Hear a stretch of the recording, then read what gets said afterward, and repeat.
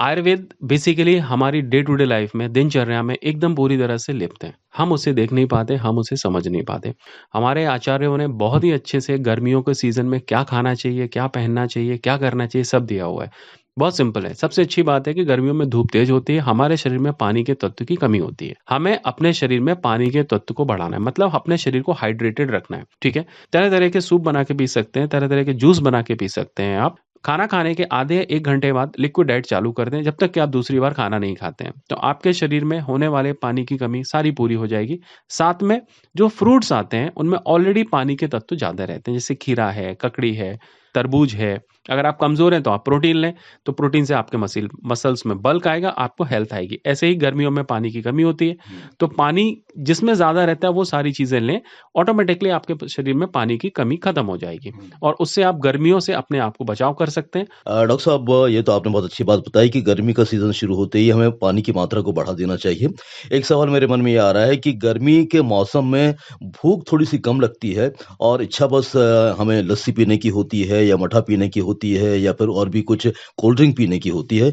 तो किस तरीके से दोनों में तालमेल बिठाकर हम अपने एक संतुलित दिनचर्या को फ़ॉलो कर सकते हैं? बहुत सिंपल है। जैसा मैंने आपको बताया, अगर आपको पानी की ज़्यादा इच्छा होती है पीने की और खाना हम कम खा पाते हैं, आप सेमी सॉलिड डाइट लीजिए कि उसमें आधा पानी हो, आधा सॉलिड हो। उससे क्या होगा, भूख भी आपकी खत्म हो जाएगी और आपकी पानी की मात्रा भी खत्म हो जाएगी शरीर में, जितनी भी रिक्वायरमेंट होगी उतनी। तो बहुत सिंपल, जैसे आपने मट्ठा बताया, मट्ठा अमृत है एकदम से हमारे शरीर के लिए और स्पेशली गर्मियों में बहुत ज़्यादा फ़ायदा करता है। It is a very good semi solid diet. दूसरा, आप लस्सी ले सकते हैं। दूसरा, आप दलिया खा सकते हैं, मूँग की दाल की खिचड़ी खा सकते हैं, क्योंकि हमें बहुत ज़्यादा खाना खाने की इच्छाएँ नहीं होती, इसलिए हम इस तरीके से छोटी-छोटी चीज़ें बना-बना के खा सकते हैं। कोशिश ये करिए कि अपने घर का बना हुआ खाएँ, बाज़ार का ना खाएँ, बिकॉज़ क्या है, आजकल मार्केट में ये नहीं पता रहता हमें, पैकेट तो बहुत सुंदर होते हैं ऊपर से, लेकिन जो मटेरियल होता है उसमें बहुत सारे केमिकल्स और प्रिजर्वेटिव्स मिले होते हैं। प्रिजर्वेटिव्स कहीं न कहीं तक हमारे शरीर में केमिकल ही जाता है, जो आज नहीं तो कल नुकसान करता है। डे टू डे लाइफ में आजकल जो हम देख रहे हैं कि बहुत सारी बीमारियाँ बढ़ती चली जा रही हैं, बिकॉज़ हम पैक्ड फूड की तरफ ज़्यादा जा रहे हैं।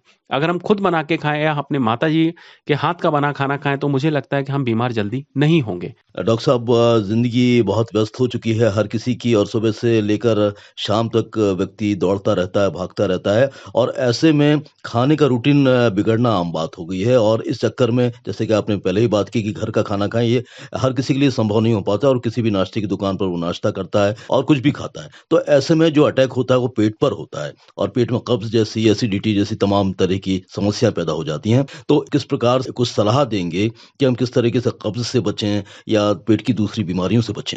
बिल्कुल सही सवाल किया है एक्चुअली आपने, इतना ज़्यादा सही है कि जैसे ही हम घर से बाहर निकलते हैं तो हमें टेंशन डेवलप हो जाता है, यार क्या खाएँ? हमारे पास खाने के लिए कुछ है ही नहीं। या तो मोमोज़ मिलते हैं या बर्गर मिलते हैं या कुछ ऐसी चीज़ें मिलती हैं जो हमारे शरीर के लिए नुकसानदायक ही हैं बेसिकली। तो हमें ये सोचना है कि हमें क्या खाना है। सपोज़ बहुत ज़ोर से भूख लगी है हमें, फलों की दुकान पे जाओ, एप्पल लो, छीलो और खा लो। जो भी फल सीज़न का चल रहा है और जब आप घर पहुँचे तो आप घर पे खा लो। नहीं हो पा रहा है तो आप इस तरह की चीज़ें खाएँ जो आपके शरीर को फ़ायदा करें। मैं तो कहता हूँ फ्रूट्स हैं, सलाद हैं, प्रॉपर क्लीन्ड हाइजीन मेंटेन करके, नो प्रॉब्लम एट ऑल। लेकिन आप बाहर का कुछ ऐसा मत खाओ बना हुआ जिसमें केमिकल्स पड़े रहते हैं। ख़ास तौर से तली भुनी चीज़ें। खास तौर से तली भुनी चीज़ें, क्योंकि इससे आपको कब्ज़ भी पैदा होती है, फिर आपको दूसरी बीमारियाँ पैदा होती हैं।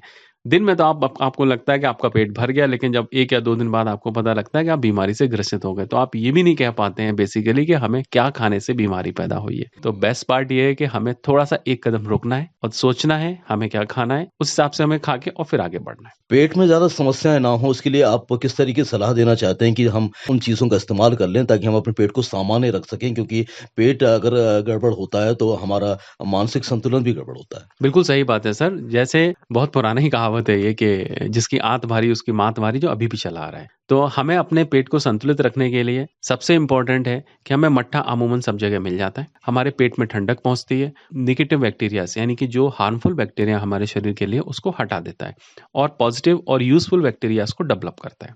स्वच्छता का बहुत ज़्यादा ध्यान रखें। जैसा मैं हमेशा कहता हूँ कि कभी भी कोई भी चीज़ खानी है तो पहले हाथ धो लें। किसी भी फ़ॉर्म में कोई भी चीज़ आपके शरीर के अंदर जा रही है तो आप प्लीज़ हाथ और मुँह धो के ही खाइए। आजकल जल्दीबाज़ी और भागा-दौड़ी की ज़िंदगी में हम ध्यान नहीं दे पाते। और कौन-कौन से तरीक़ा अपनाए जा सकते हैं? हम अपने साथ में भी कुछ कैरी करके ले जा सकते हैं, चाहे वो पर्स में हो, जो हमारे पेट को सामान्य रखे, ज़रूरत पड़ने पर हम उसको ले सकते हैं।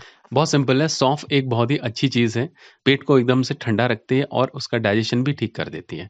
तो इससे पहले कि बातचीत को समाप्त करें, आयुर्वेद के चिकित्सक होने के नाते आप हमारे सुनने वालों से क्या निवेदन करना चाहते हैं ताकि वे स्वस्थ रहें? पर्सनल हाइजीन और आसपास के हाइजीन पूरी अच्छे से मेंटेन करें आप। जो भी खाएँ, आप ध्यान दे के खाएँ। मतलब कुल मिला के सोचिए कि हमारी बॉडी एक गाड़ी है, हम जैसा भी पेट्रोल या डीज़ल डालेंगे उसमें वो वैसी ही चलेगी। बहुत-बहुत धन्यवाद आपका। Thank you very much.